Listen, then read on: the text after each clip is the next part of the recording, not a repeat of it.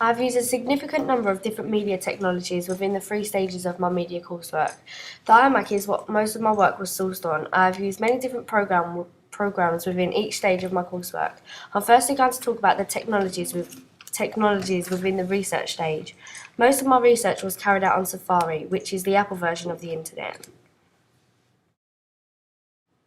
The website I used most during the research and planning stage was YouTube. This is a really useful tool as it allows you to watch other people's videos along with sharing your own. I used this when I was analysing music videos within the electronic genre and when I was uploading videos myself, such as focus groups, lip syncing and my final music video. Using YouTube allowed me to embed the videos onto my blog.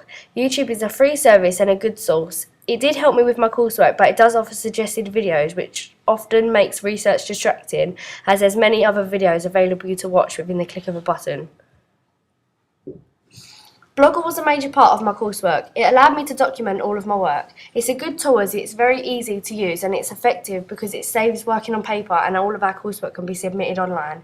A bad thing though is that it's only accessible with an internet connection, and along with this there is also the possibility that the website is down for maintenance or it could crash. This would cause a big problem as it's the only place where our work is saved, but thankfully this hasn't been a problem. Within a blog post I was able to add text, embed images, embed YouTube videos and other online services such as Prezi and Scribd. The online service Scribd allowed me to upload different types of documentation and then embed them into my post. I use this service to upload documents such as music video analysis, genre iconography, artist representations, Richard Dyer's star theory and questionnaire analysis.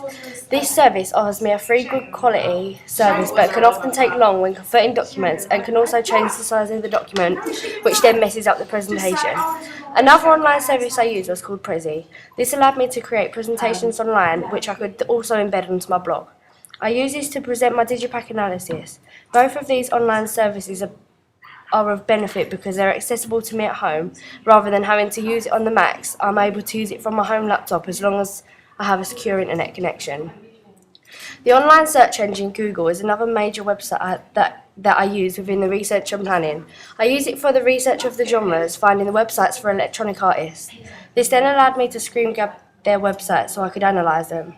I also use Google Images when searching for digipacks within the electronic genre so I could analyse them.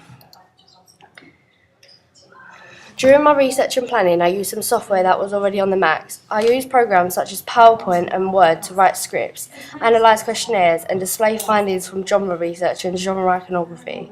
The benefits of using these programs are that they are accessible to me at home, unlike other software that I'll be talking about later. They are easy and simple to use, along with them being free once installed, which is convenient. Moving on to the production part of my coursework, the first bit of kit I used was the HDB camera, which is a really high quality camera that we was really lucky to be able to use. It made the quality of our footage really high and we could get the professional feel from the music video along when we were shooting the music video. A negative side though to this camera was that because it used a tape to record onto, we wasn't able to play the footage back after we'd filmed it. It would take time to reposition the film rather than filming over the top of previous footage, so we just had to assume we filmed the correct parts. Along with this is the expensive piece of kit, and the department only had one. Therefore, we had to book out the camera, meaning that there was a limited time filming. The battery life on the camera wasn't great. It lasted around 3 hours of continuous filming, and we had to put it on charge, which delayed our filming just a bit more. During the production of our music video, I used my iPhone to keep in touch with my group. This meant that if I had a good idea, I was able to text them or ring them and inform them, along with being able to plan times and locations when we can meet to film, etc. On my phone, I took still images of our artist during the filming to upload to Blogger, along with taking photos of the location and proof of filming. I then was able to upload the images straight to Blogger via the Blogger iPhone app. This was a handy way of uploading photos in a blog from my phone whilst I was on the move. Along with creating a music video, I had to create a digipack and a website for my artist. During the creation of these, I used the website PicMonkey through Safari. I used my iPhone to take the images of the artist as they were of good quality and I could upload them onto Blogger really easily. Once they were saved, I uploaded them to PicMonkey. I could then edit them using different effects and different tools. This website had a good variety of effects and tools for me to use. It was free and it was accessible for me to use at home. Another online tool I used was called Urban Fonts, which is a website that allows you to choose and download thousands of varied fonts for you to then use on your images. This website was easy to use and free, but it only let you use the basic colours of black and white for the background, which made it hard when putting it over the image you wanted. When I had the font that I wanted, I placed it onto the PowerPoint and used a transparent background tool to overcome this issue.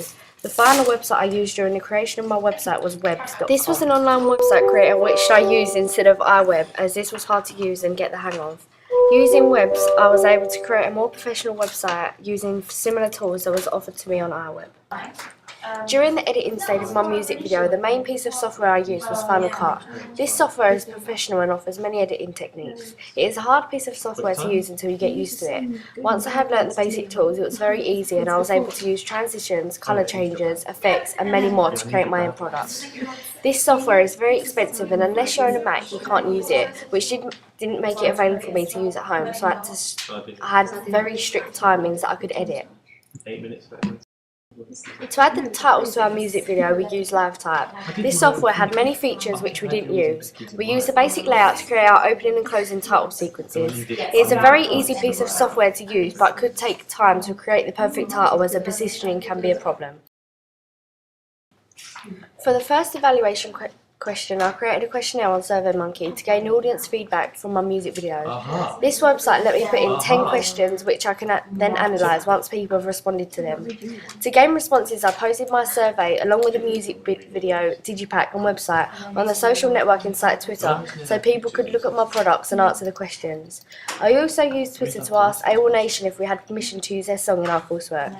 Using SurveyMonkey gave me graphs and figures which made it easier for me to analyse the results rather than having to gather results on paper by hand.